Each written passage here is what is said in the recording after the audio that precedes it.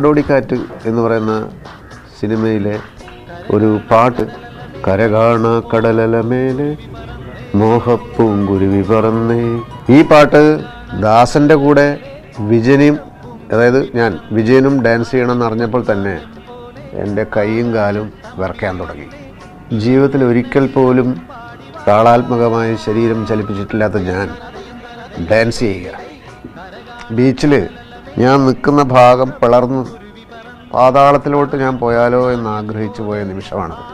ഞാൻ അവിടെ നിന്ന് നോക്കുമ്പോഴുണ്ട് മറ്റേ ദുഷ്ടൻ മോഹൻലാൽ പാൽപ്പായസം കുടിക്കുന്നത് പോലെ പയറ് പോലെ ഡാൻസ് റിഹേഴ്സൽ ചെയ്യുകയാണ്. അത് കണ്ടപ്പോൾ അയാളുടെ മോന്തക്കിട്ടിട്ടൊന്ന് കൊടുക്കാനാണ് തോന്നിയത്. അവസാനം എല്ലാവരും കൂടി നിർബന്ധിച്ചു. ഞാനൊരു ജീവച്ഛവം പോലെ ഈ മോഹൻലാലിൻ്റെ ഈ ഡാൻസ് ചെയ്യുന്ന പെമ്പിളുടെ ഇടയിൽ പോയി നിന്നു.